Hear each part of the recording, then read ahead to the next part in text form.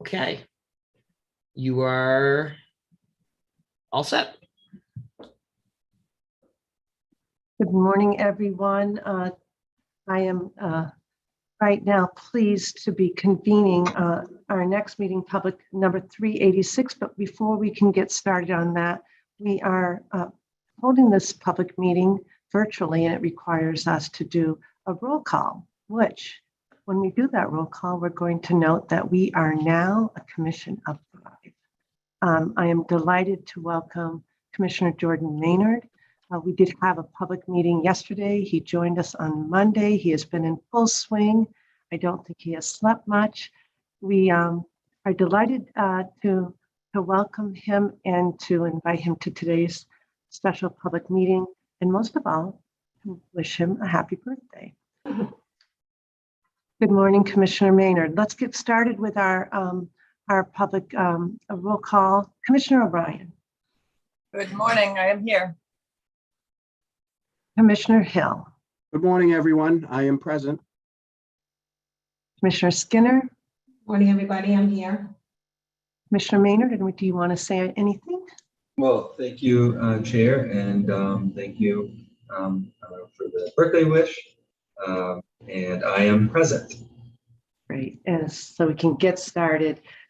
We are trying to limit this meeting to about an hour and a half, Karen, because we do have some pressing deadlines up against this meeting.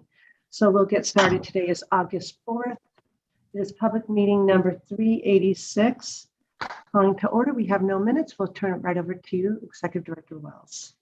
Thank you so much, Madam Chair, and welcome and happy birthday to Commissioner Maynard on behalf of the whole MGC team. We're very glad to have you on board. So I think it's no surprise that the big item that's going on with the Gaming Commission is the bill that is in the governor's hands right now regarding sports wagering.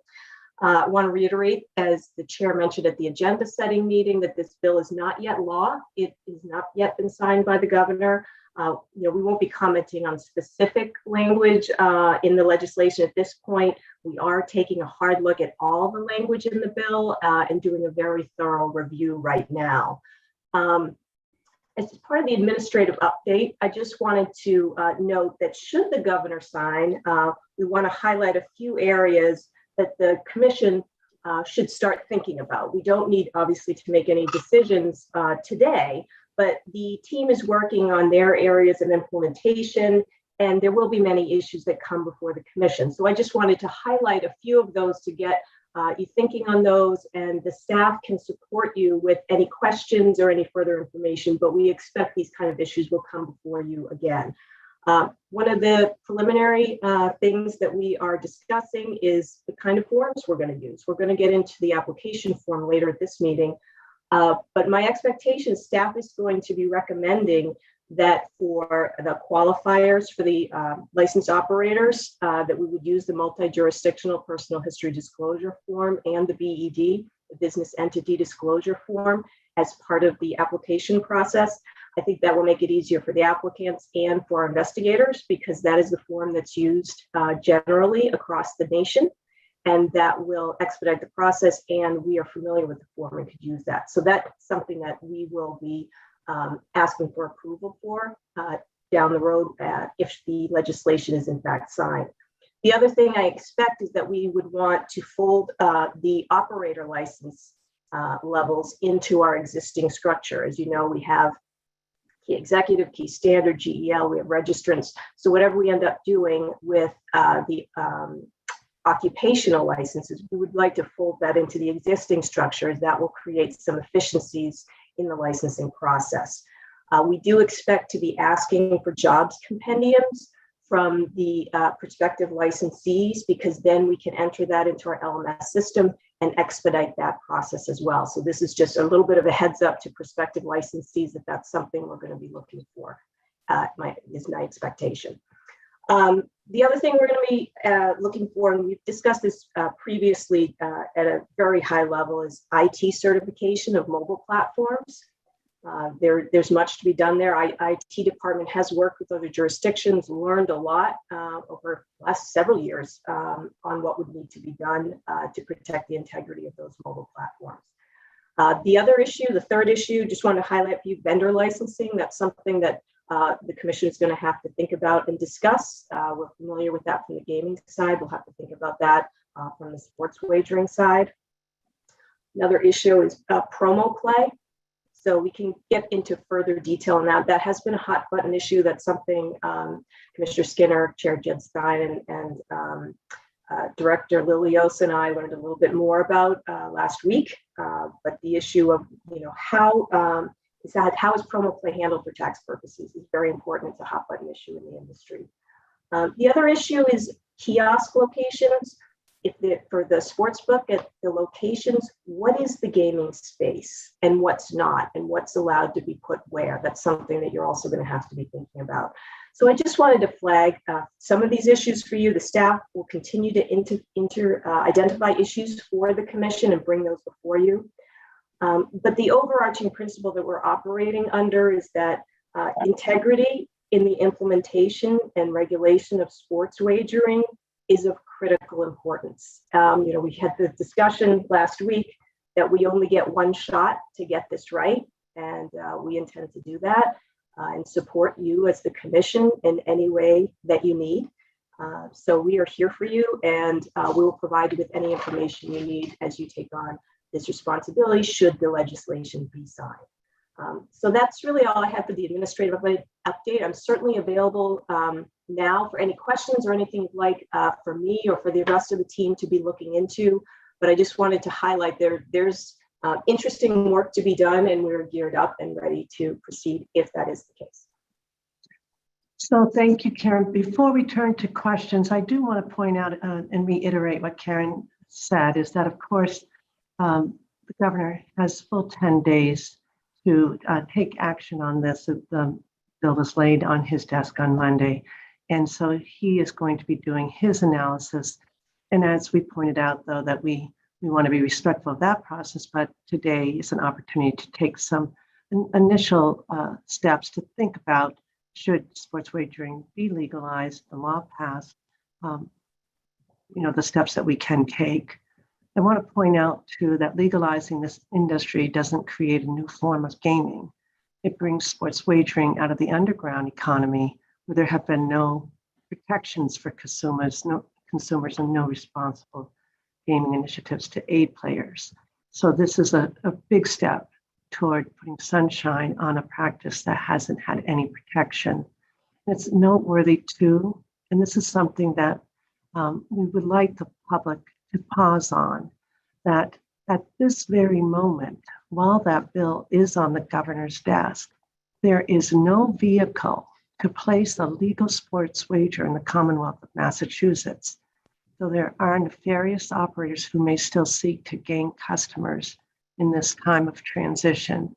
So again, we remind the public that the sports wagering right now is not legal in Massachusetts. We are awaiting the governor's decision. Consistent with our past practice, however, in accordance with the open meeting law, our process will be public about this topic, and our meetings and relevant documents will be publicized as we move forward. Finally, before I turn to my fellow commissioners, we want to note that we appreciate the legislature's confidence in the Gaming Commission as the right regulator for this new industry. And we intend, as Karen has pointed out, to meet our responsibilities fully and for the benefit, including the health and welfare of the residents of the Commonwealth. And with that, I turn to my fellow commissioners.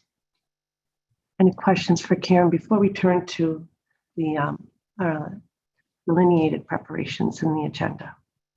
I don't have any questions at this time, Madam Chair. Thank you, Commissioner Hill. Commissioner Skinner? No questions, Madam Chair. Commissioner O'Brien?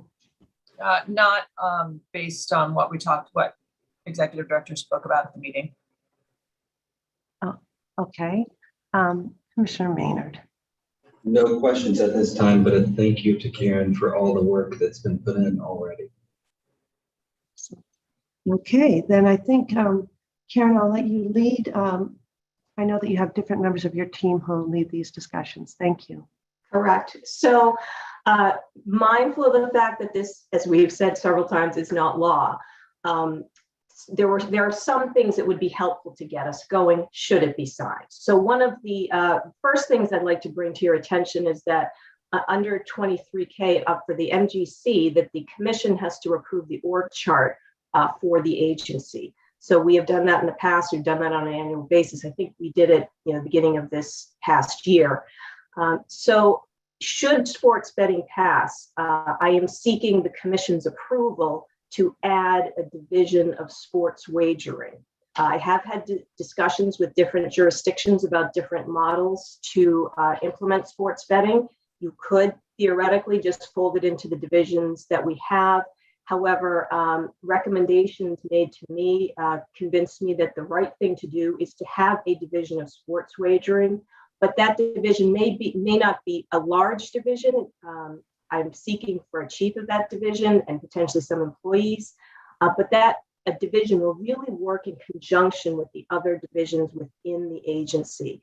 The sports betting operations really has to work with IB, it has to work with finance, it has to work with legal, it has to work with research and responsible gaming, etc. So it's really important that whoever is leading this division be able to collaborate with the other pieces of this agency, but it is going to be helpful to have a centralized point of contact for not only the licensees, but also the staff on any issues with sports wagering. So my recommendation, number one, I have a revised org chart with sports wagering with a question mark at the side in your packet.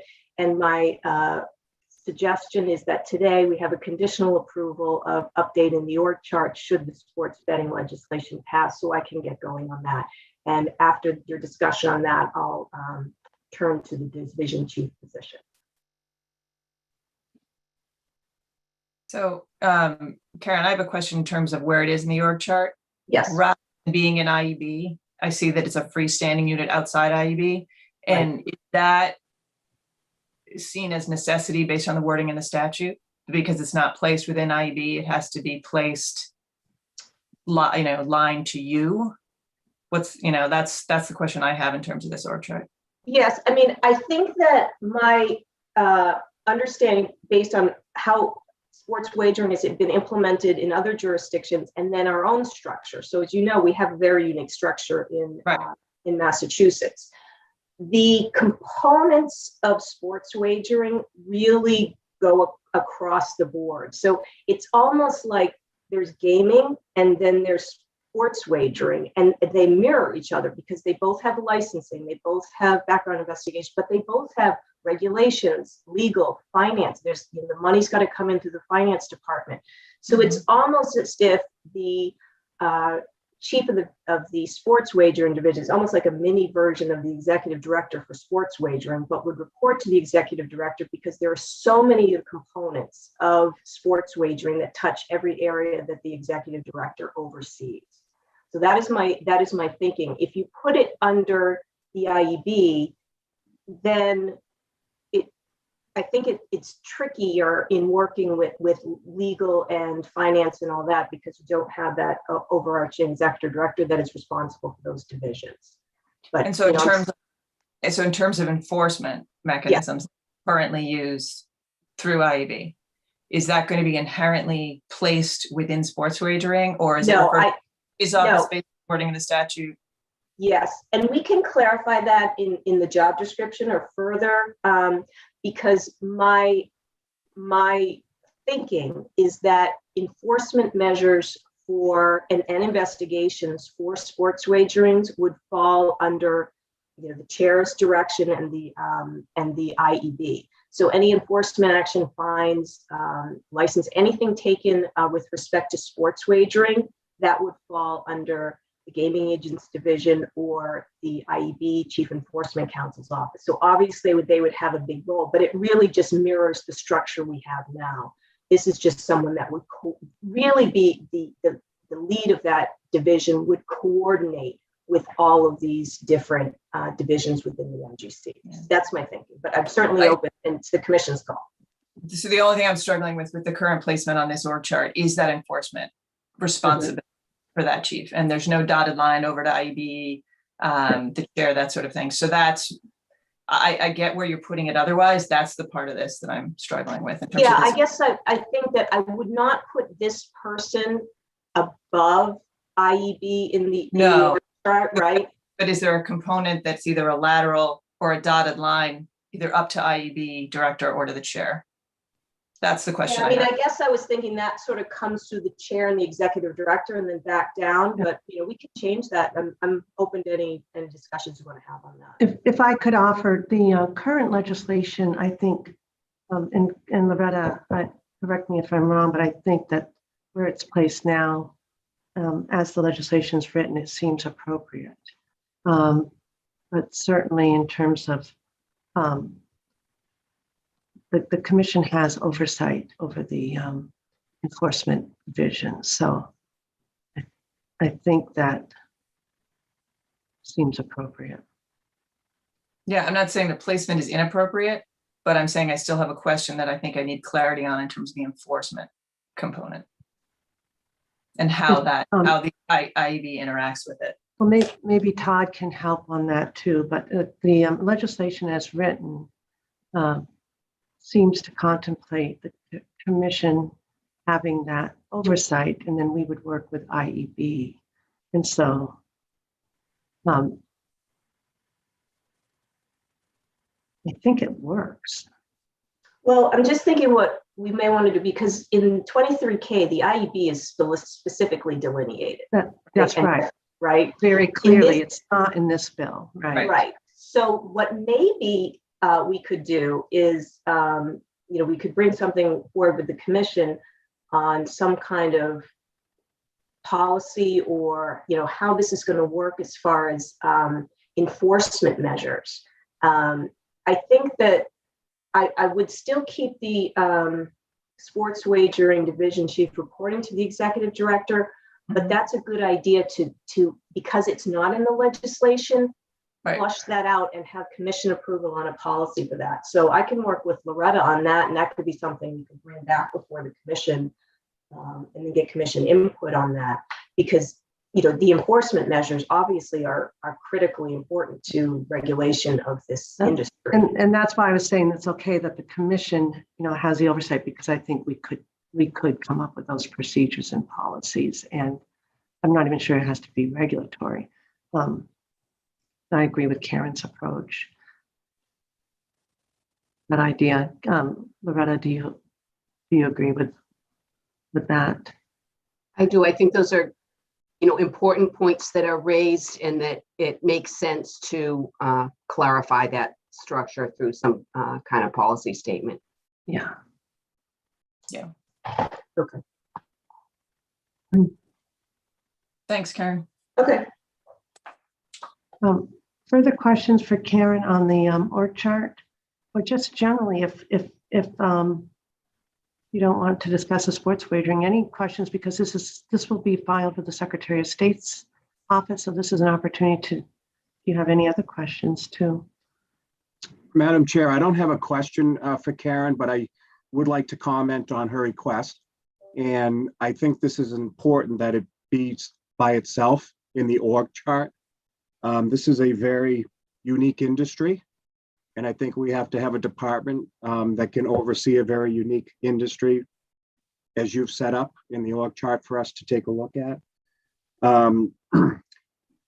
Just for the public to know, the commissioners over the last few months have been attending conferences to try and get updated on what's going on in other jurisdictions.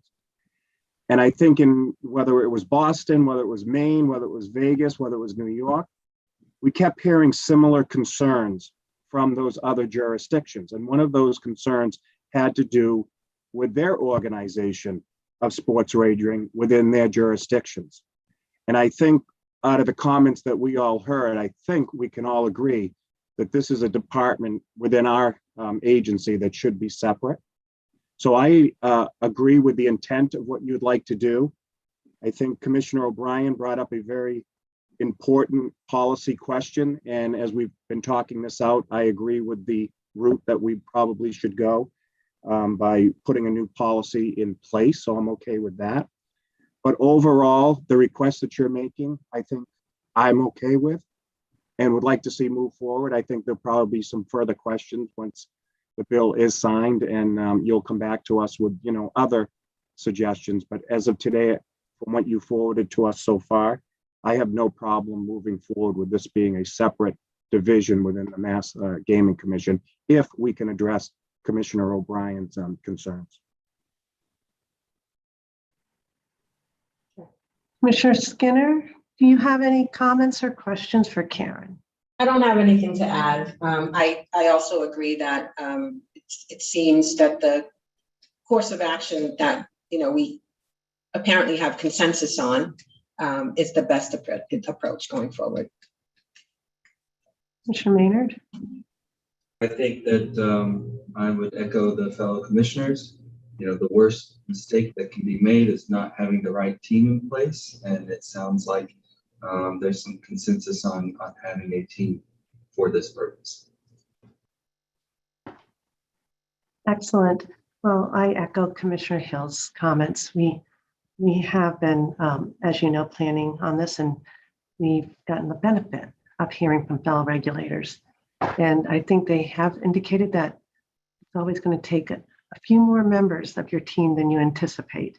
So having a leader that you can rely on, Karen, is important. And I know that you're eager to address the position itself too. So with respect to the org chart, you need a vote from us? I believe so. Okay. Do I have a motion with respect to the adoption of the org chart as presented? Certainly, Madam Chair, I move that the commission approve the organizational chart submitted by Director Wells and included in the commissioner's packet and further discussed here today. Second. Any further questions? Okay, Commissioner O'Brien. Aye. Commissioner Hill. Aye. Commissioner Skinner. Aye. Commissioner Maynard. Aye. And I vote yes, 5-0. Thank you. Okay, next, Karen.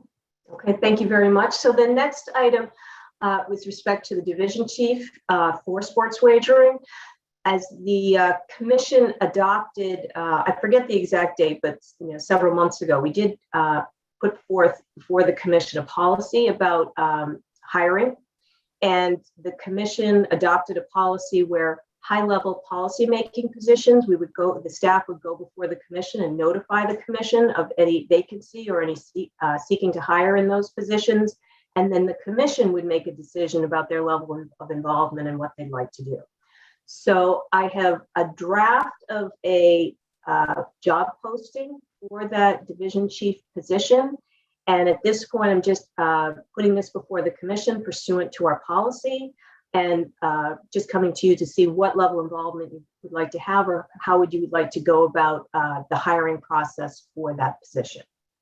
So I'll leave it to you, Chair, to work with your fellow commissioners on what you'd like to do as far as that hiring process.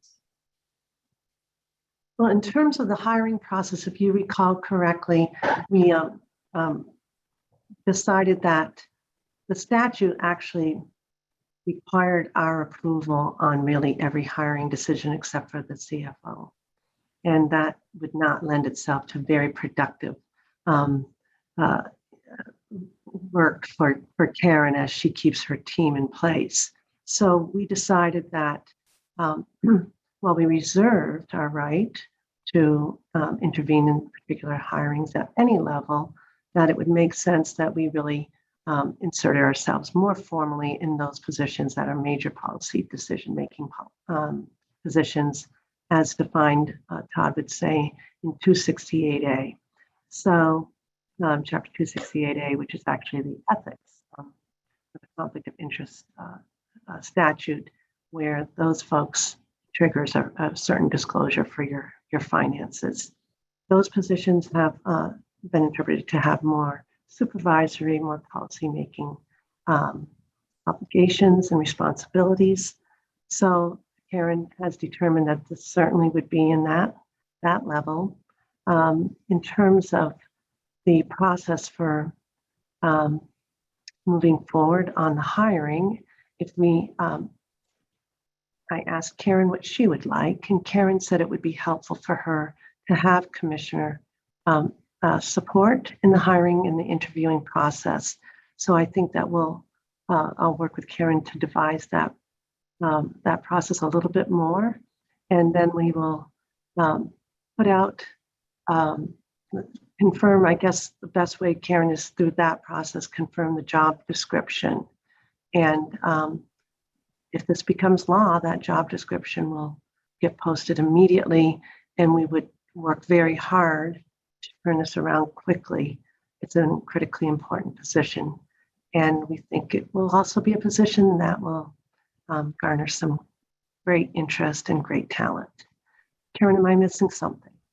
No, that's exactly right. We've had great success with commissioner involvement in some of the upper level hires we've recently made. So that process has been a great benefit to me. So I would encourage that commissioner involvement. I realize there's a limitation because of the open meeting law on the number, but certainly if there was assigned commissioners to that process, work with them on the job description.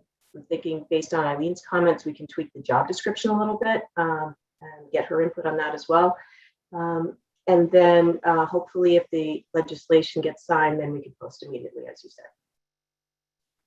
So we'll just stay tuned a little bit more on that exact process, but you've gotten the first step taken by at least having the org chart approved, and you'll take the steps to file it in the event it's a conditional approval, of course, based on whether or not sports wagering is legalized. So, okay, moving on then, Karen. Yes, so the next item on the agenda is just a review of draft licensing application outline. And I believe Jacqueline Necht is here, and I would like to publicly thank her for all the work that she's done on this process.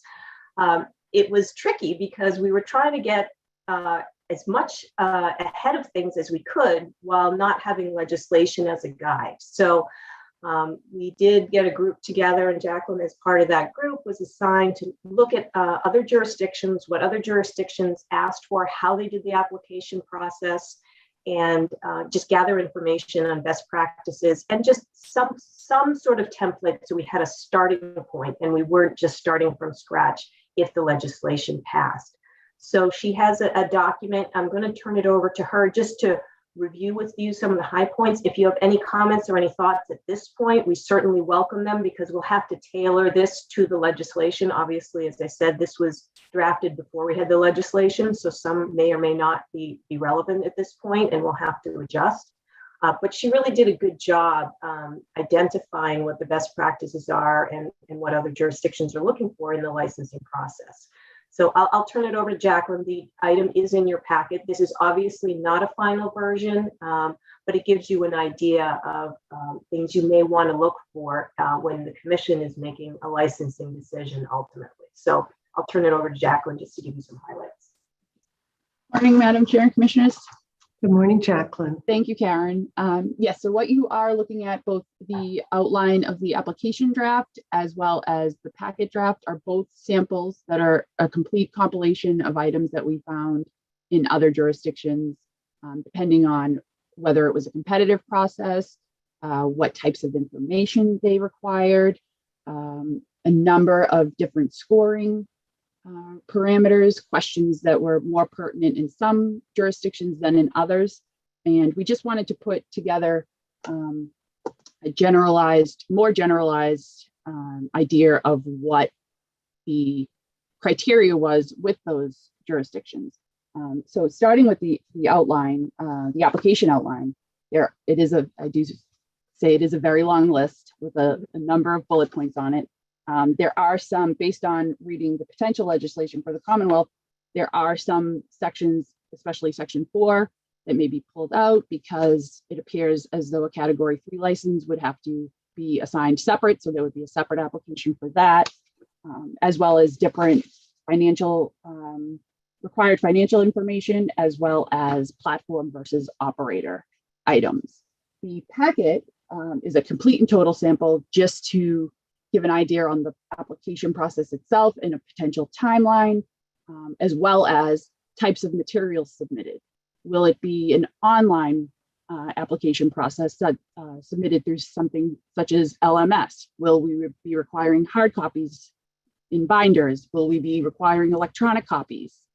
So it was really just a kind of a generalized overview of what we could ask for versus what we knew we would need to ask for and how it would come in. So if there's any questions or if anybody has any feedback or comments, all are welcome. You talked about a timeline, but I don't see that. How long would this application process take, do you think? It could take as few as a few months. It could go depending on what you wanted to be included in that. There are some jurisdictions that do it simply on the application that is submitted. There are some that offer each applicant a potential oral presentation to present their entire application.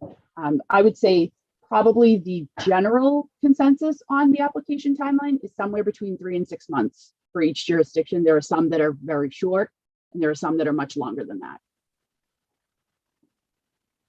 Karen, in light of the bill that has been laid on the governor's desk, how do we assess this, assuming that it were to be signed? Well, we are going to have the legal department look at this. So as on a cursory review, I think that we need to look at these retail versus online. So the retail, so the on-prem, so that would be your 3 licensees and peers. You'd also have the 2 simulcast facilities. That looks to be as if there's a presumption of licensure there. So that process does not appear to be any kind of competitive process. It's just if you qualify, the commission can give them a license. The mobile the category 3, the mobile one is different. So we'll have to look at that. There is a provision in the legislation about the 7 licenses. So that would indicate a competitive process. So you'd have to get information, decide which of those 7 get licenses. These are the ultimate full licenses that I'm speaking about right now. So that's what we want to look at. We may be looking at, there may be different groupings of licensure. The retail, the online that are attached to the retail, and then the separate online licenses for mobile operations. Does that make sense? Yeah, so in terms of today's, it is marked up for vote. Do you think that would be? Yeah, we put that in case there is certainly not looking for you to vote on this today. I think this was just a placeholder in case there was a minor issue you somehow came up in the conversation, wanted to vote on. But right now, we're just putting it out there for you to start thinking about. If there is any feedback you have for us, or you have some thoughts on the process, because we're going to have to figure out a process to get this back in front of the commission. My thinking right now is, we have Jacqueline as the lead. Legal is going to have to be involved. I don't know if we'll have if we get a director of sports wagering, we may not get that person in time. We'd like to move this along, but ultimately we would take this information, work with the legal department and the law, put it together a proposal, come back before the commission for your approval on the process and the actual application itself. So this is basically just a preview. So you see the universe, you have a document, you can think about it while we work out compiling it together in accordance with the law. I just want to, before I turn it over to everyone, echo Commissioner Hill's question about timelines, because I know that that's a question that is very critical to the public. Correct, Commissioner Hill? There's a lot of discussion about the timeline and our timeline. But even in terms of deadlines for the application, never mind how and when we want them back. The good news is that by doing this work, many of the interested parties are going to be very familiar, right, Jacqueline? Yes. With the types of information that's going to be expected. Very much so. Yeah, that's correct, Madam Chair. Part of this, and as I mentioned, the multi-jurisdictional personal history disclosure form and the BED, we're trying to get out to prospective licensees. This is generally what we're going to be asking for, so they can start their work And we won't be holding them up by having them wait for us to sort of figure out what we're going to ask for. If we give them a general sense, these companies, they know how to compile this information so they can start moving now, and then there will be less of a delay. Commissioner O'Brien, you're unmuted. Did you have thoughts? So just in terms of that timeline, that's obviously been something we've discussed quite frequently of late, and some of the speculation that's out there. And Brad, just to circle back on your comment too, Jacqueline, there's something on page 16 in the packet where you sort of do the hypothetical timeline, assuming something, got posted on July 9th, going through sort of December. Is there anything else in these materials, or is that sort of the sample that you threw out there for just discussion today? That was just the sample for today, as well as the evaluation criteria were both just samples to give people an idea on the scoring process. Right, as a jumping off point. Got it. Yep. Great. Thank you. Okay, Commissioner Go on your Hill. work, Jacqueline. Just before I mute myself, Jacqueline, I'm sure this was no easy task, so thank you for helping out too. Thank you. Appreciate that. Thank you. Commissioner Hill, you're unmuted. Did you have? I'm unmuted and I'm trying to think if I want to make a comment now or wait to the end after the presentation. But since you've asked, I want the public to understand, as we as commissioners are starting to understand, that this isn't something that's going to happen overnight. And I think our public needs to understand that there is going to be a process that we need to go through, not only with licensing, but certifying those who come before us, that with suitability and things of that sort. And that just doesn't happen overnight. And if anything I've learned over the last year with this commission is we are going to do this right. And in order for us to do this right, we need to take our time a little bit to ensure that we're doing it right, and that our staff has the tools that they need to make this right. I've seen some quotes in the newspaper from the public and others, that they hope to have this thing up and running in a very, very short amount of time. And I just want the public to be clear, at least from my view, I'm not speaking for the whole commission, but from my point of view, this is going to take a little longer than people probably anticipate. And I'm okay with that because I want to do it right. But I think the public needs to understand that this is quite a process that we need to go through. And we're going to learn very quickly within the next conversation, how long a regulation takes to become a regulation. It doesn't happen overnight. I was going to save that comment to the end, Madam Chair, but since we were discussing it, I made it now. That was all. Well, I think you've just started the conversation that we have all had in our heads. We've also been anticipating that, but I can soften the blow that it's going to take some time with this. And I've said it, and every commissioner here, except for Commissioner Maynard, has said it. We have been busy preparing, and Commissioner Maynard has been monitoring that. We've been busy preparing, and that does put us in a position that makes us ahead of the game already. Without a question. And that's the good news. And then the point that you made that I know we all echo, with that, we won't compromise the integrity of gaming and the quality of the product that we are regulating. And I know that every licensee that's given that peerless privilege here in Massachusetts will echo that. They want to have a gaming landscape here that is consistent with what we've seen over the last 10 years. So Commissioner O'Brien, I don't know if you want to add, and Commissioner Skinner, but I think it's just a fine time, Commissioner Hill, to mention that. I'm glad that I teed it up and that Commissioner Hill very eloquently laid out, certainly what I've been thinking. This is a process, and we move swiftly. We showed it during COVID. We have been doing the research we have been able to do while continuing the task at hand and regulating the 3 already licensed brick and mortar casinos in the Commonwealth. But this is a process, and the suitability and the vetting of the applicants and making sure the rules and the regulations are accurate and appropriate to protect the citizens of the Commonwealth in this process is critical to the mission. So we will move expeditiously if and when this is signed, but we will do it in a manner that is consistent with our responsibilities as a regulatory body in protecting the Commonwealth and maximizing the benefit. So I just want to reiterate, I absolutely agree with what Brad said, and happy to say it now as opposed to at the end before we get into the details of the statute. Commissioner Skinner.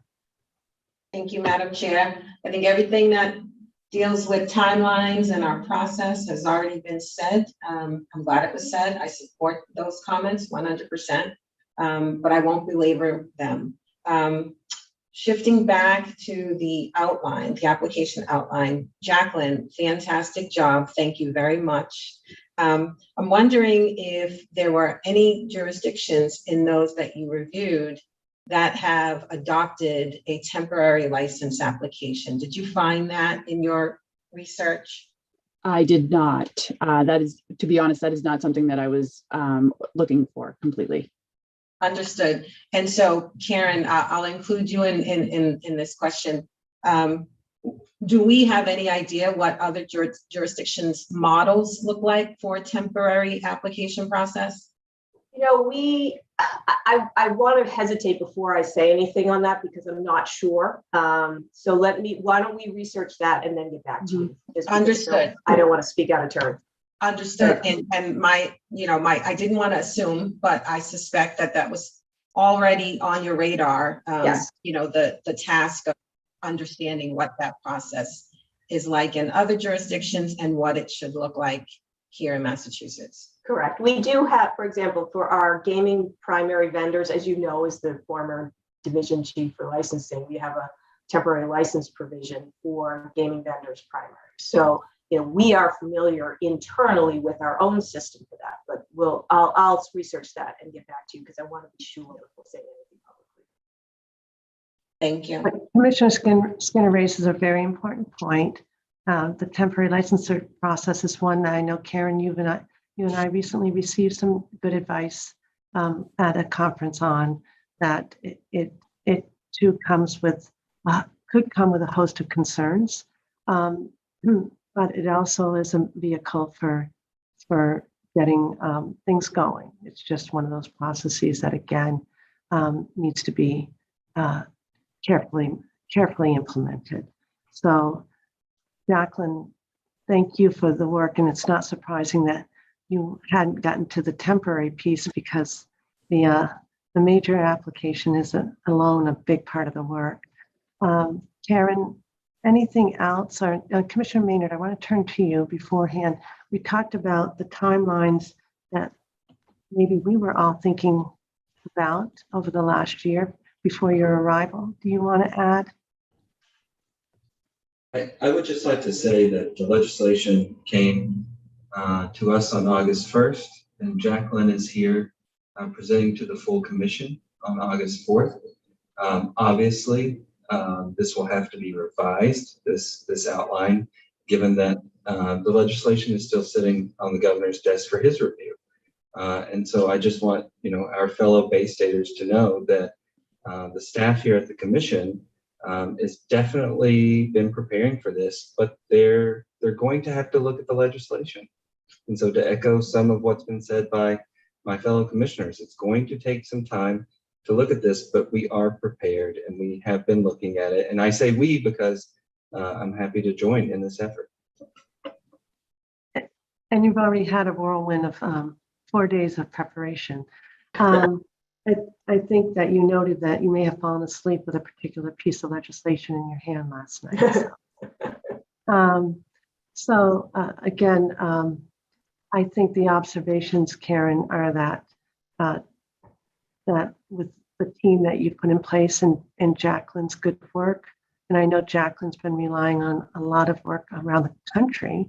So we acknowledge the work of our fellow regulators that you've already positioned us well. So what we could do, and I wanted to make sure we weren't putting you in any kind of a poor position by not taking a vote, but I think what I'm hearing is that this is something I think we should all take back, commissioners, and take a look, really familiarize ourselves with the topics that we're going to be asking about, see how it lines up with the legislation, see if there's anything else that's missing. Sometimes the omissions are harder than what's in front of us. and then get back to Karen, and you'll be bringing this in front of the commission at a later date, right? Correct. That makes good sense. Thank you. Okay. Right. All right. The next item I'm going to turn over to our General Counsel, Todd Grossman, and his team, and that's an overview of the regulatory process and the timeline for that. So, Todd, you're on. All right, thanks, Karen. Good morning, Madam Chair, Commissioners, and to all who are joining us here today. Certainly, when faced with the challenge of implementing a complex statutory framework, establishing a new legal industry, one may reasonably contemplate where to even begin. Of course, tremendous work has already been done on the planning and preparation side here at the Commission, and getting the org chart and staffing matters in place are key. But also, if the law is ultimately enacted, I would submit to you that one of the other key places to begin is in the design of the regulatory framework that will lead to the promulgation of regulations. And that's what we'll introduce to you here today, again, in the event that the bill is enacted. All of the hard work that went into creating the bill, which is, of course, not yet law, including placing the regulatory authority under the Gaming Commission, will be brought to life in large part via the regulations. The regulations will animate the directives and capture the intent contained in the statutes. And we will, of course, weave in as well all of the Commission's interpretations and sensibilities as part of that process. Of course, regulations are the rules which are generally designed to supplement statutes, and that they typically fill in any gaps, answer any open questions, establish procedures, and ideally set clear expectations as to what the regulator expects of the affected stakeholders. All of the questions that Karen raised earlier, including the application that was just discussed by Jacqueline and discussed by the Commission, will likely be addressed in the regulations in some fashion. An effective regulatory scheme ultimately will be clear, comprehensive, and fair, and will offer a precise framework for all essential components of attaining licensure and operating in a regulated environment. The regulations will ultimately serve as the how-to manual for the regulated parties and for the Commission's own staff in many regards. So how do we accomplish all this? Well, we've got a plan to present to you here today. In a moment, I'll ask our two Deputy General Counsels to discuss the regulatory framework we've prepared for your review and consideration, and then turn to the process that's required to implement the plan. Caitlin Monahan will begin by reviewing a draft framework of the regulations that we believe will be required to implement the law. It will include proposed priority levels for each category of regulations designed to allow the Commission to implement the law in phases if we were to choose to go down that path, if you will, as opposed to doing everything all at once. You'll see that the process is designed so that we need not reinvent the wheel, if you will, where regulations may already exist in other jurisdictions or otherwise.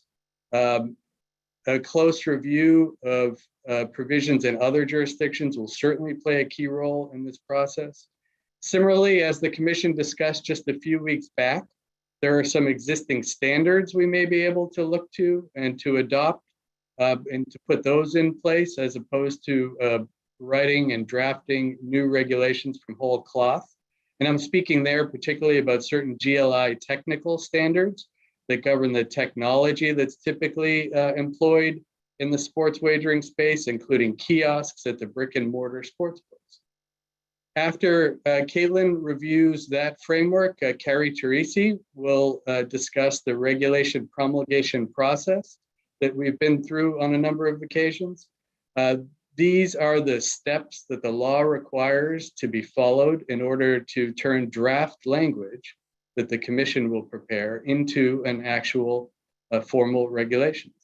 It's important to recognize, of course, at the heart of the regulatory process is transparency and public input, and Carrie will discuss that as well, so that anybody who's interested in a particular regulation will be invited to offer their views prior to the Commission taking any final action to adopt it. And so with that, Madam Chair and Commissioners, if I may, Unless there are any questions, I'll turn things over to Caitlin, and we'll of course invite comments and questions along the way, as always, if that would be helpful.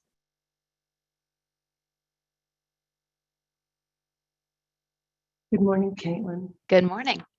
All right, let's get started. So as Todd mentioned, I'm going to be discussing the process that we have put in place to draft the regulations leading up to the promulgation process. And then Carrie will talk about the promulgation process. And in a moment, I'm going to share a chart that we've made that is our living document that is tracking all of the different things that we need to do, where it is in process, all of those things. And what I do really want to emphasize about this document is that it's a living document. It's going to change as we move through the process, as we decide that maybe we don't need certain regs, maybe we do need other regs, maybe the titles need to change, maybe, a lot of different things are going to happen, and this is not set in stone. And I will also note that it is likely a little bit over-inclusive in the first instance. So if you give me 1 second, I'm going to share my screen. Can everybody see that? Yes. Great. Wonderful. So maybe if you can make it just a tad bigger.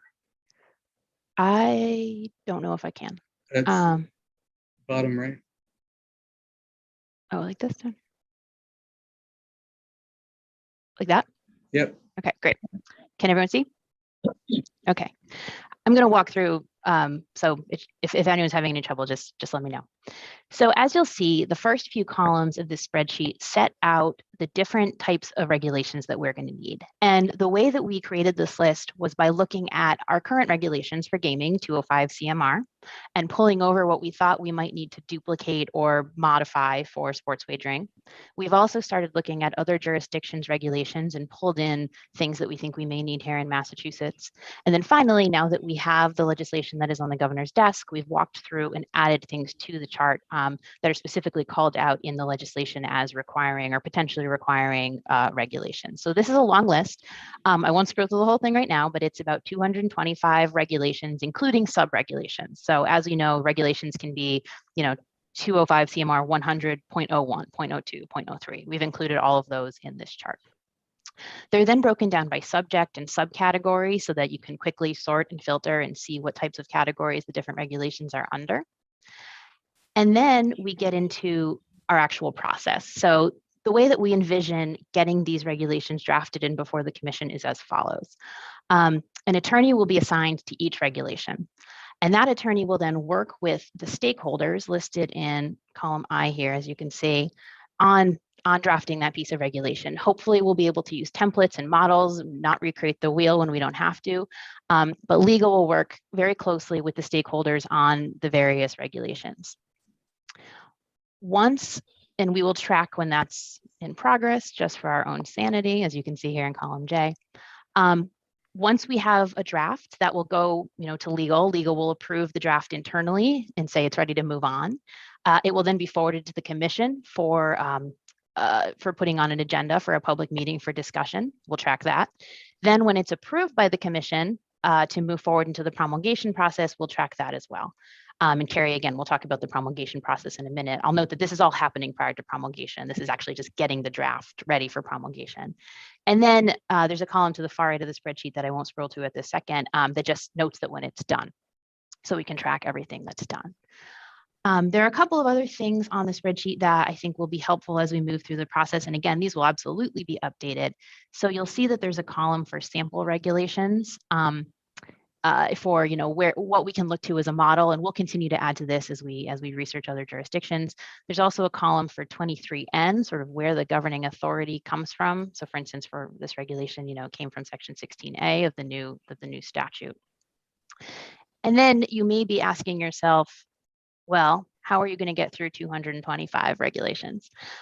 We have to prioritize them in some way, shape, or form. So we have created 3 priority tiers of our regulations. Priority tier 1 is the ones that we'll tackle first, priority tier 2, second, priority tier 3.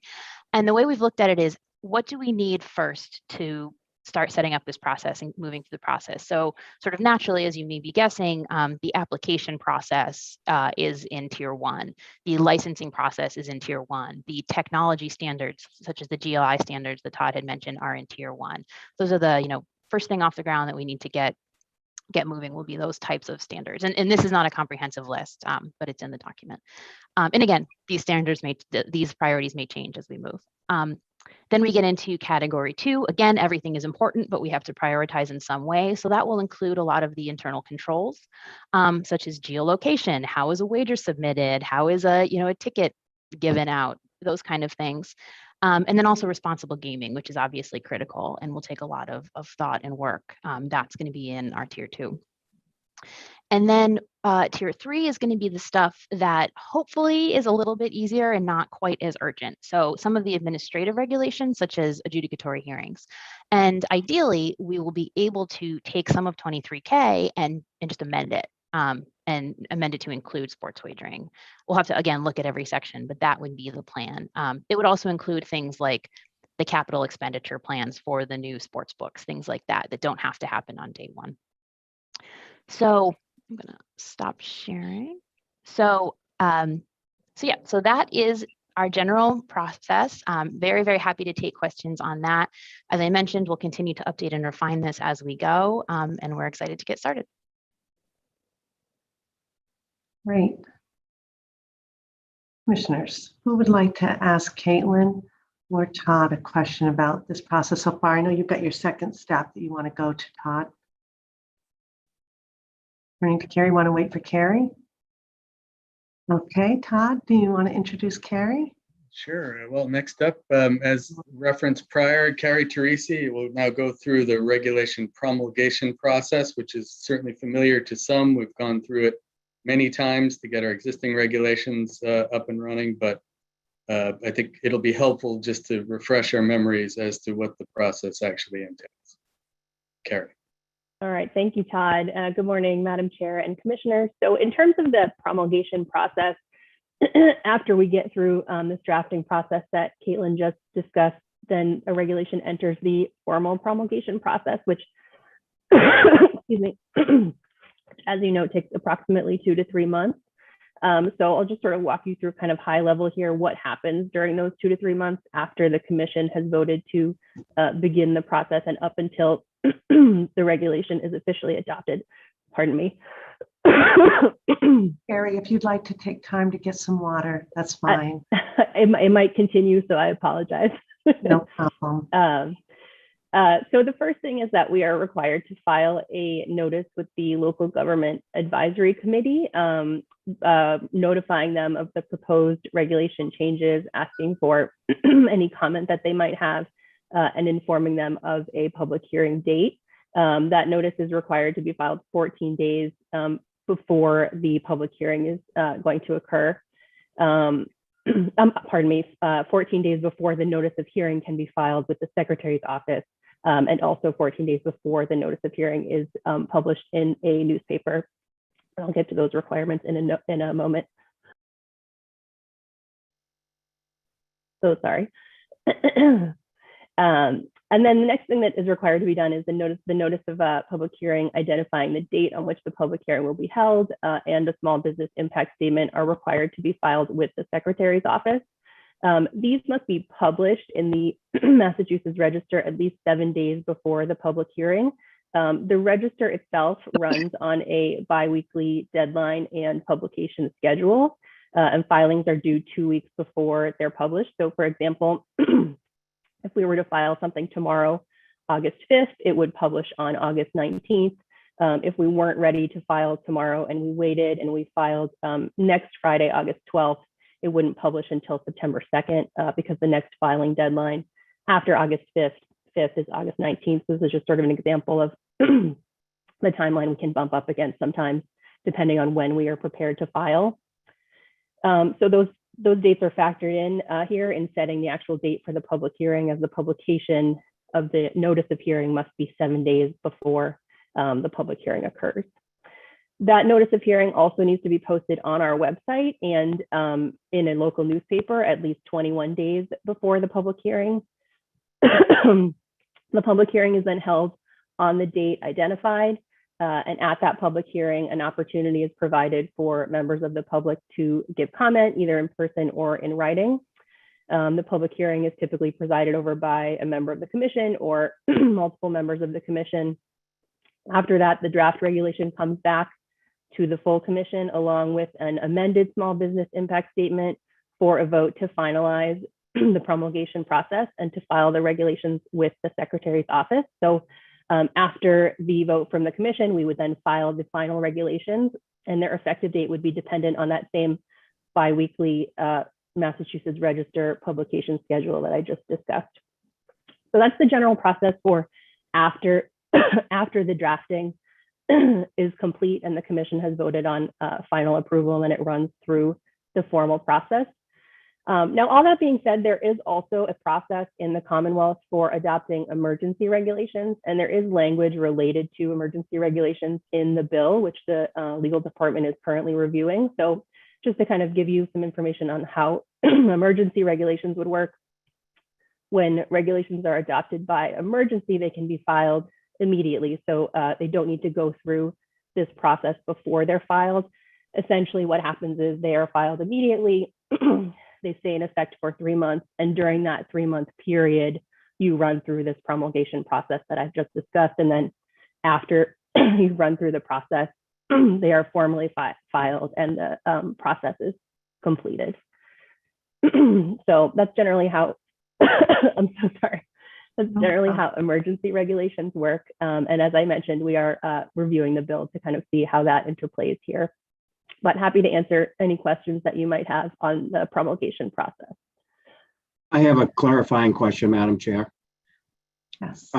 Carrie, can you, and I'm sorry, I know you haven't been feeling well, so I hate asking you a question. However, the emergency regulation, I think, has a caveat to it. There can only be certain reasons that you do an emergency regulation. Can you just touch upon that so the public understands what an emergency regulation is? Absolutely. So under Chapter 30A, an emergency regulation can only be filed, I've just got the language here so I can read this to you, when the immediate adoption, amendment, or repeal of a regulation is necessary for the preservation of the public health, safety, or general welfare, and that observance of the requirements of notice would be contrary to the public interest. So that's the general ability that boards and commissions and agencies have to file regulations by emergency. The reason I mention it is the term, sort of emergency regulations, it is mentioned in the bill, but it's not entirely clear whether the authority in the bill is broader than the authority under Chapter 30A. So we are just taking a look at that, and I think it will require further discussion. Thank you. Thank you for the clarification. Questions for Caitlin and Carrie and Todd? Well, the absence of questions doesn't mean that it's not complicated.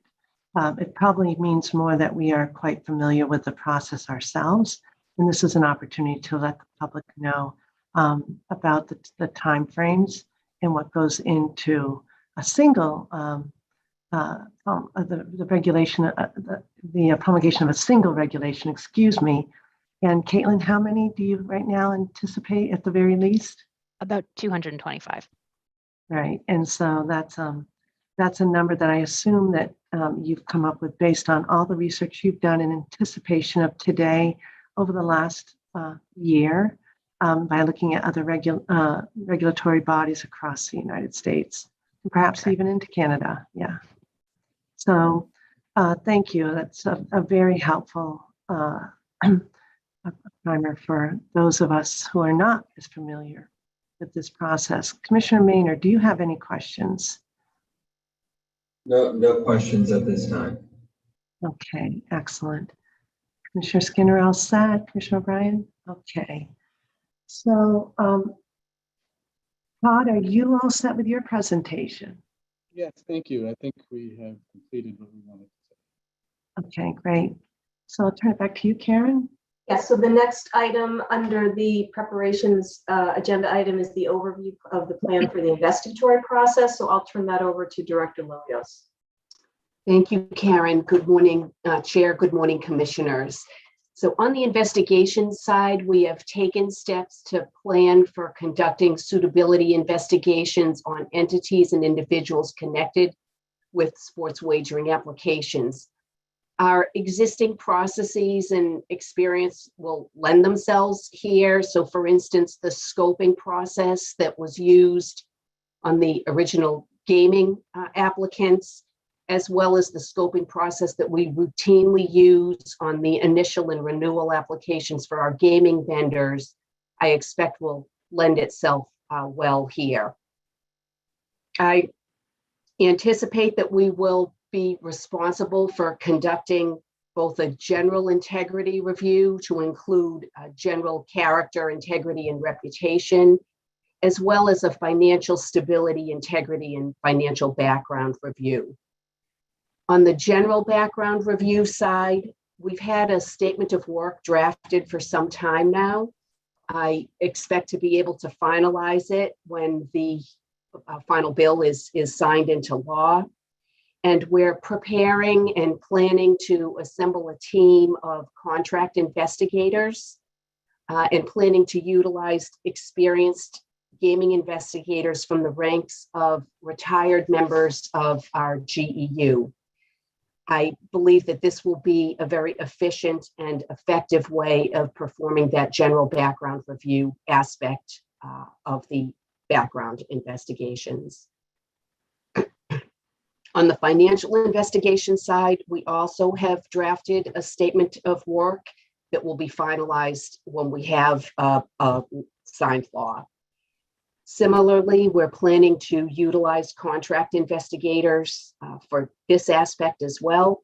And I've been working with our financial team, with Derek and John, to be able to identify someone likely or a firm likely on the statewide contract list that can assist with this aspect of the reviews.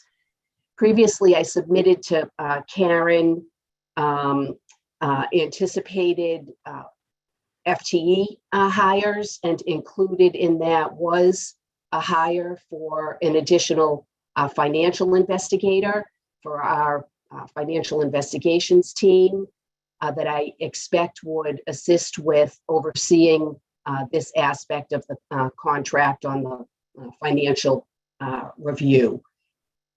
Reevaluating all of our FTE requests that we preliminarily submitted as we continue to look at anticipated volume here and what the universe of applicants would be. So we are planning to utilize these external contract measures to complement our existing resources and accomplish the reviews.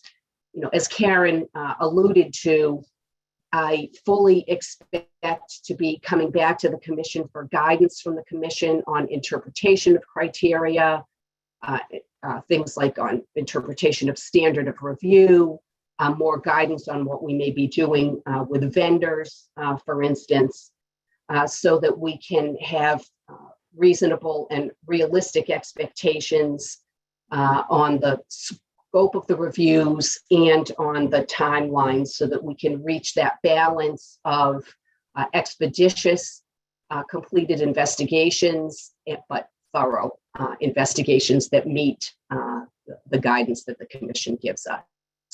So that's a high level review of the planning that we've done so far. Questions? Commissioners? Commissioner Hill? I'm sorry I keep asking questions of the staff today, because I know a lot of these questions will be answered, one, when the bill, if the bill is signed, and two, as we start looking at other jurisdictions. What I have a couple of, I don't want to call them concerns yet, but suitability, Loretta, can you walk me through what was going on back when the casinos employees were up for suitability, and how that's going to be possibly different for what we're trying to do here with sports wagering? Because if I understand, and I've only talked to you briefly about this in the for the past, there were quite a few hundred people that we needed to do suitability background checks on. And if that was the case back then, I'm assuming that may be the case moving forward with sports wagering.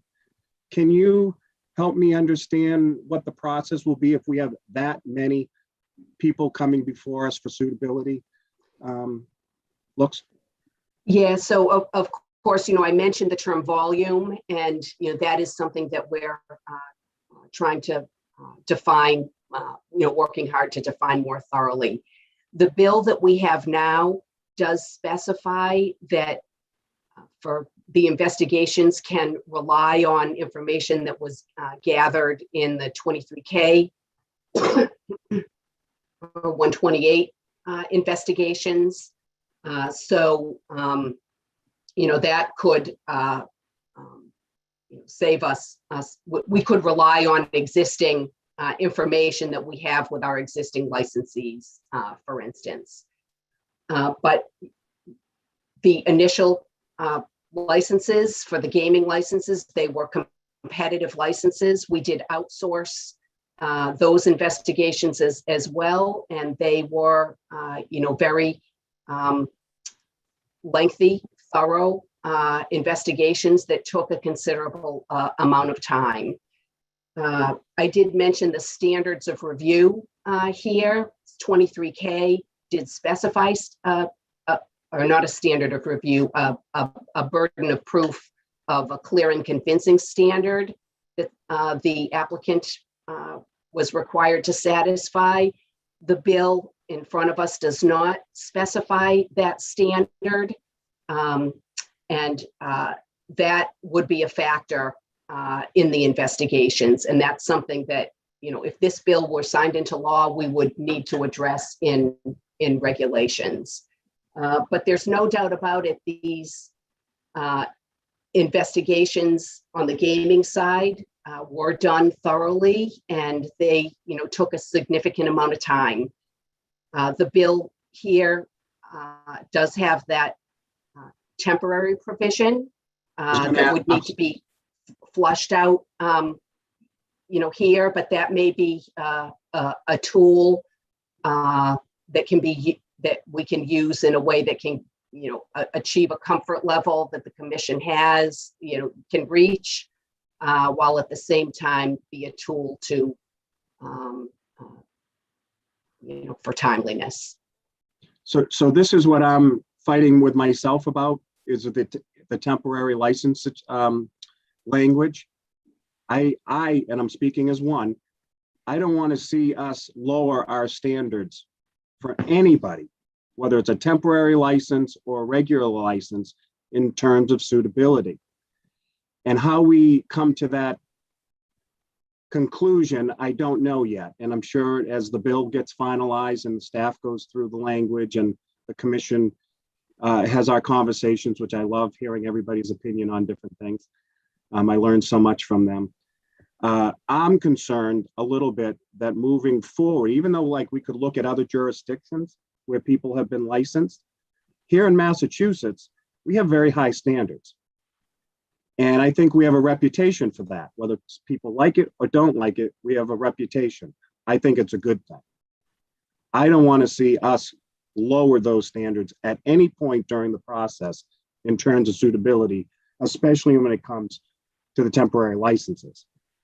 How we can make me feel more comfortable, I'm sure is a conversation that will take place very soon. But as of today, I just want you to, and everybody to know that it's something I'm concerned about, and that I don't think is addressed as well as I would have liked to have seen in the legislation. So I just putting it out there for conversation, and I know we'll deal with this in the very near future. But as one member, I just want you to know that. Yeah, I mean, that's very helpful for me to hear. I'm sure it's very helpful for the whole IEB team to hear, and those are the kinds of things we'll be looking to the commission for direction on. And I'm sorry, Kathy, I think No, that's okay. That's okay, Director Lilios. And I'm sorry there are a number of people not feeling well today, and yet you are all hard at work, and for that I am grateful. Commissioner Hill has touched on issues with respect to the piece of legislation. All of us are examining that very closely, and we can't speak among ourselves because of open meeting law. I know that our legal team is working very hard to analyze that legal team, that legislation for us to give us proper guidance moving forward. And it is what does come before us will ultimately be the law that will give us the roadmap that we'll have to comply with.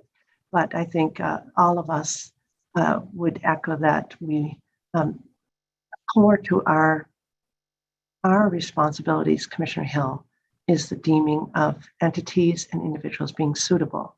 And that's clear in this piece of legislation. How it's wrapped into the whole overall process is up for question. But to your first question, Commissioner Hill, you were really asking about volume. And I just thought, and then I'll go back to my fellow commissioners, I thought, Loretta, it might be helpful. Commissioner Hill mentioned individuals. Under the current proposal, there would be two types of licenses, correct? And then could you just also explain, when we talk about suitability, it's not necessarily just with respect to the individuals, it's also with respect to the entities. And maybe that, and I see Commissioner O'Brien nodding her head. And do you think it might be helpful for the public to understand that piece? Sure. Just at a high level, I'm watching the time a little bit. Thank you. Sure. So the existing bill talks about two types of licenses: operator licenses and occupational licenses. Operator licenses would belong to the companies that are conducting the sports wagering operations. And they are composed, that's an entity, and it may have other entities involved in it. And then, like any company, it is made up of individuals. So when I spoke about the scoping process, what we do when we have an entity, a company that is an applicant, is we look at the company, and this particular bill would require us to identify who is in control of the company. And this particular bill defines control in terms of ownership and the ability to impact the company. And then this bill also gives a discretionary clause that regardless of ownership, the commission can identify individuals within the company who can affect operations in Massachusetts. So we would go through that scoping process, and we would identify which entities associated with that applicant and which individuals associated with that applicant would have to submit to the qualification process. And that would include, ownership, boards of directors, executives at the corporate level, and could lead to an application packet of, many entities and many individuals. So that's would be involved with the corporate applicants for the operator licenses. This particular bill also speaks to occupational licenses, and those are for folks that are directly working with the sports wagering operator in its Massachusetts operations. And this bill talks about licensing individuals at the supervisor level and above. Karen already mentioned that we will be recommending that the license applications for those individuals correspond to what we have on the gaming side, and that we will be asking for a jobs compendium. We will be putting together a jobs compendium and assigning jobs codes for those particular positions. So I hope that and those individuals would not be subject to the suitability analysis that you just described for the entities and those in control of the entities. Those individuals, because they are subject to licensure, would be required to submit applications, and a background review is performed on them, commensurate with their role and the particular risk that they pose based on their job responsibilities. And that's through the licensing and division Correct, in cooperation with the GEU. correct. Questions now that we've just heard, because I thought Commissioner Hill's question about volume was so critical. It really highlights the role of IEB and the intensity of what I do believe, as Loretta, you so carefully outlined, the legislature was looking carefully at those elements of suitability that we're very familiar with. Commissioner O'Brien, you're unmuted. Yes, just following up on Commissioner Hill's concerns and the questions that he raised with IB Director Lilios, that I want to reiterate in terms of people's expectations, that I concur with everything Commissioner Hill said, and that while we are on it and we are going to move quickly, we are not going to be lowering our standards in any way. And that the expectation is, in my view, that the same suitability standards apply. Now, maybe the statute is silent and that would require a further step in terms of regulatory drafting and implementation. But I agree with you, Commissioner Hill, that in my view, there's no reduction in suitability standards as far as I'm concerned, unless we're directed specifically otherwise.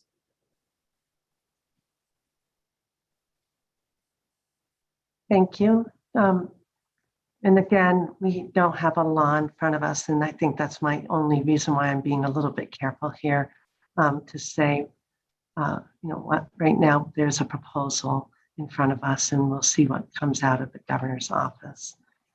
Commissioner Maynard, Commissioner Skinner.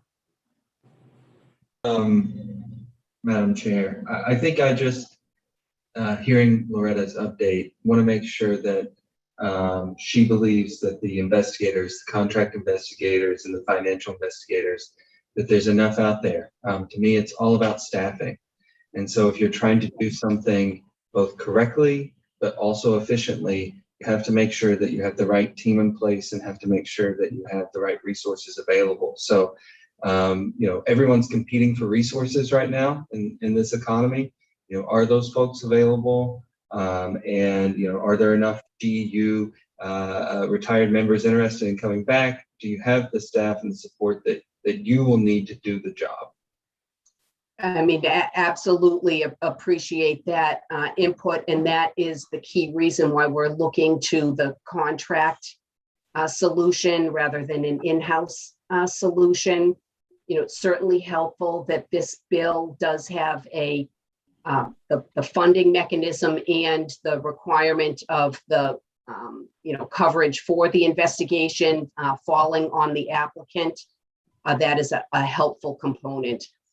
I have initiated discussions, multiple discussions with the general background review and that team. And again, there are questions about what our volume would be. There are some unanswered questions about vendors, for instance.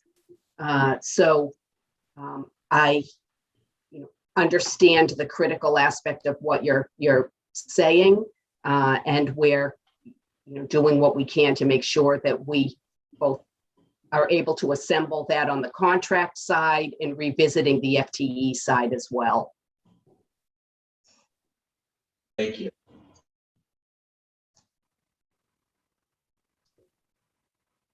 Any further questions? Commissioner Skinner. Commissioner Hill and Commissioner O'Brien, I just want to say thank you for your comments. I share your concern and just want to go on record as being in agreement with you both.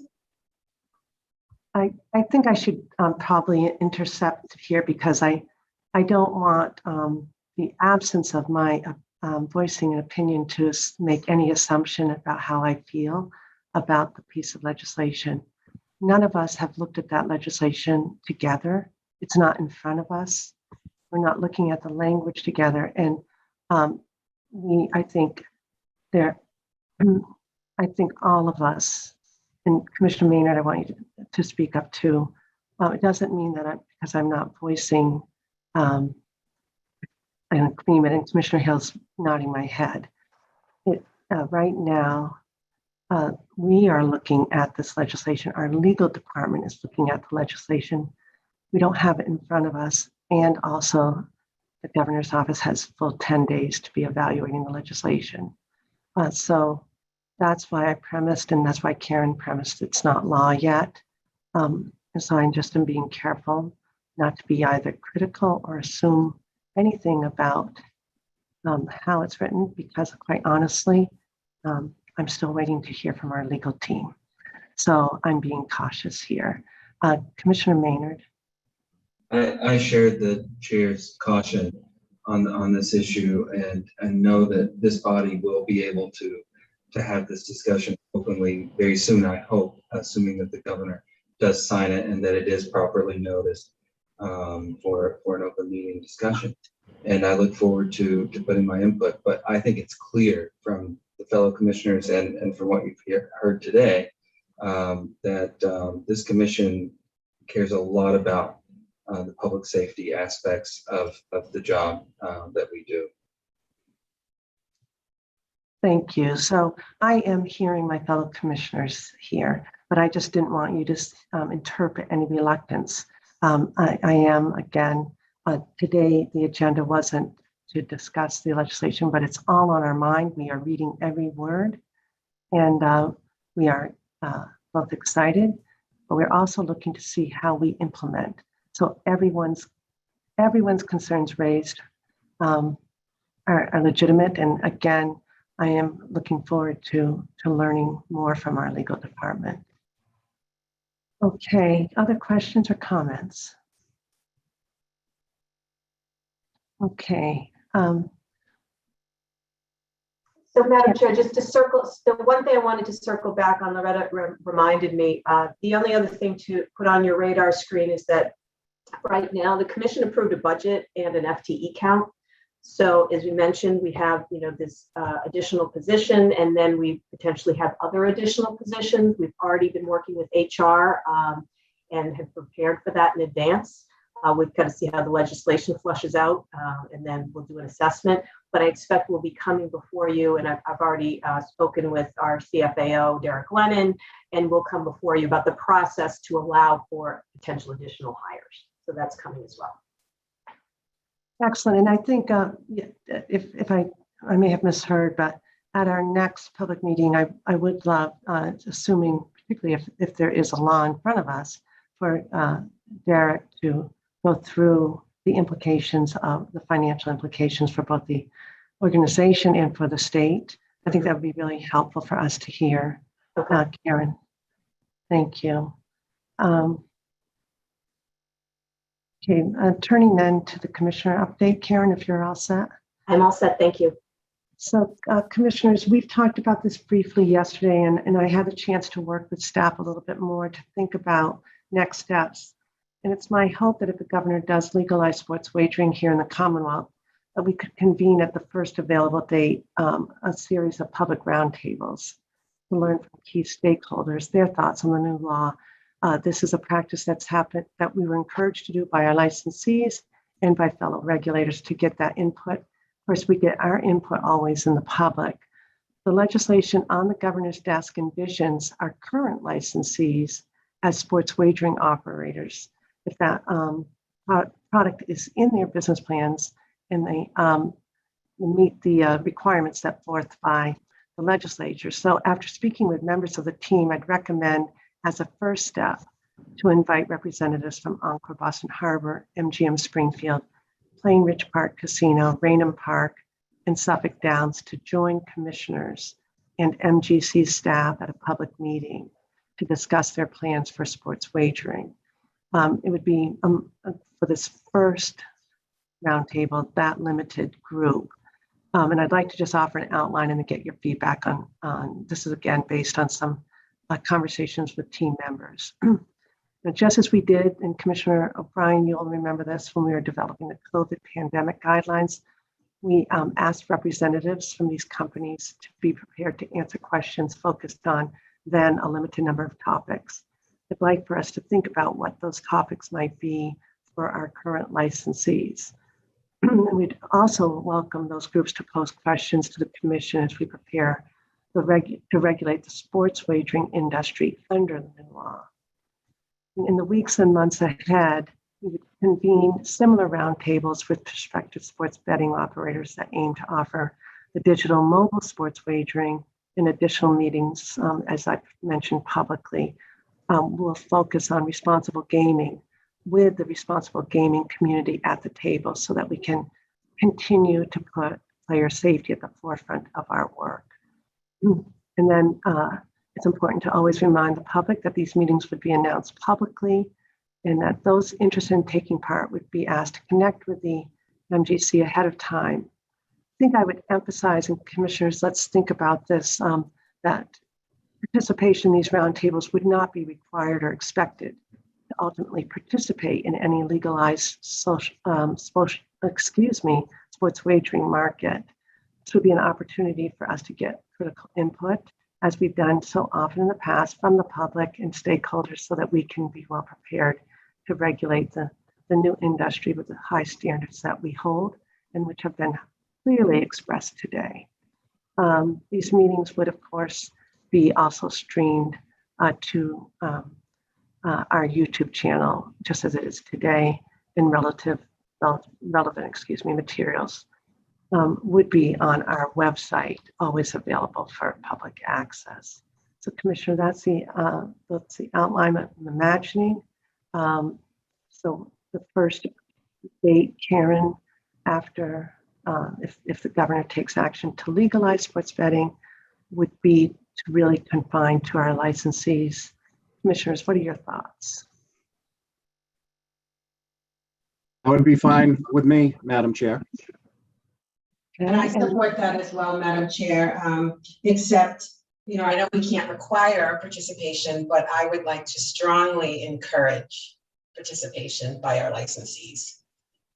Yes, I think that they'd already expressed that interest in terms of preparing, but certainly down the road, maybe a organization that's less familiar with our process, we wouldn't want them to feel obligated, but we would certainly encourage. And then Commissioner O'Brien, you're unmuted. Yeah, I mean, this was incredibly helpful to me when we were dealing with the COVID rules that we had to establish to reopen the casinos. I can't imagine any of the licensees would miss the opportunity to chime in. So I think starting with that group as the first roundtable is absolutely the way to go. Yeah. And in fact, all of the same group did participate, right, Commissioner O'Brien? We did, I think that separately because there were unique challenges in that regard, but putting them all together for this makes sense. Okay, thank you. And then Commissioner Maynard, what are your thoughts? I'm in total agreement with my fellow commissioners.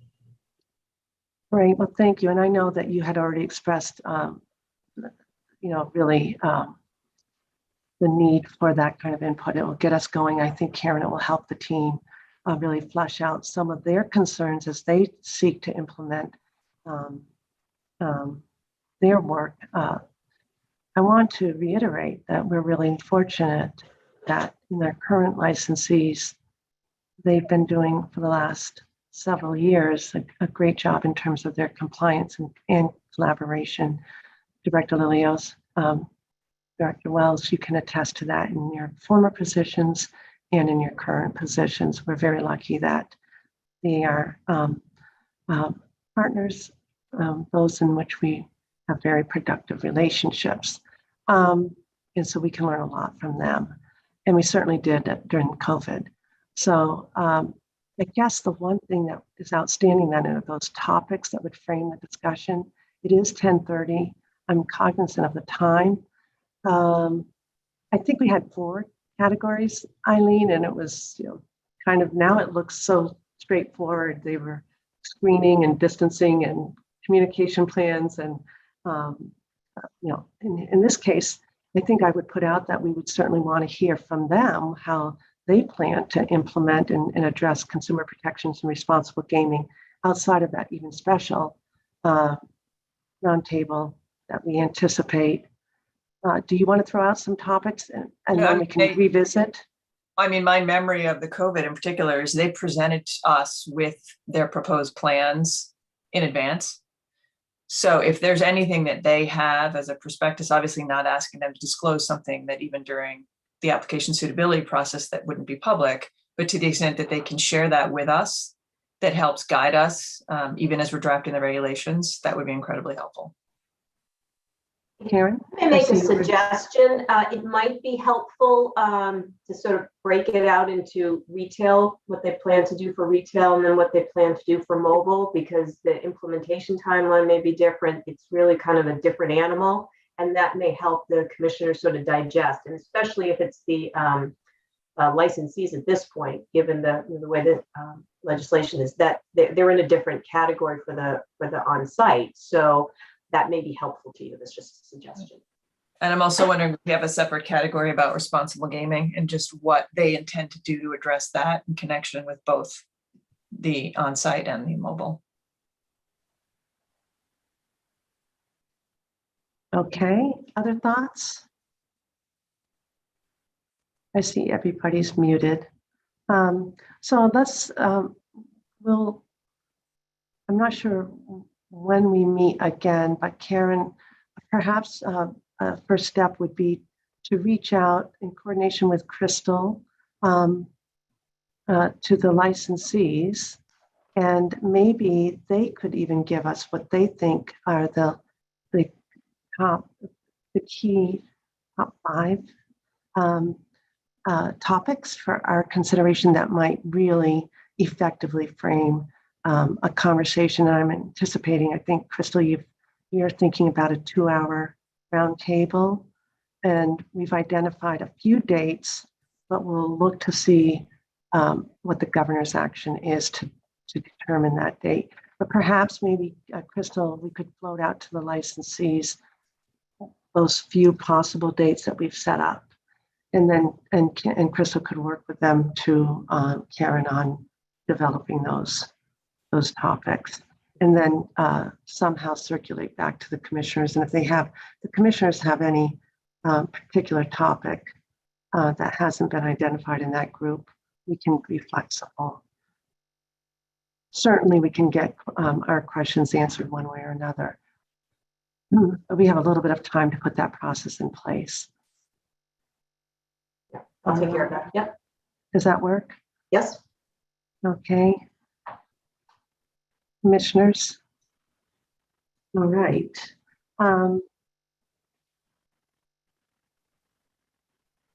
Anything else, commissioners, for further business? I'm trying to use the reaction button after 9 months. I know to be clear, we were way ahead on our virtual platform. March 14th, 2020, we had an effective virtual public meeting, one of probably the first. However, we did not have reactions. So if everybody is happy to use those tools, that's great.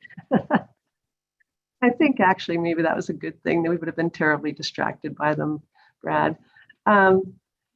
Anything else? Okay.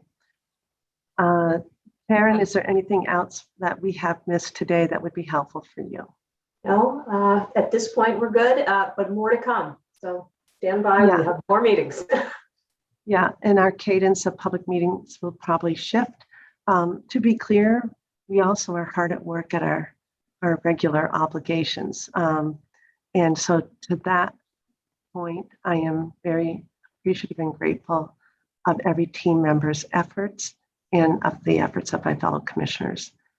Each and every one of you have a lot on your plate, and their Monday presented what we anticipated. With that comes enormous responsibilities and additional tasks. So thank you. All righty. With that, motion to adjourn. I would move to adjourn, Madam Chair. Second. Any further discussion? All right. Commissioner Bryan, Aye. Commissioner Hill, Aye. Commissioner Skinner, Aye. and Commissioner Maynard. Aye. Commissioner Maynard, have a great day. Happy birthday again. And I vote yes. 5-0. Thank you again, everyone. Appreciate it. Thank you to the public for joining us.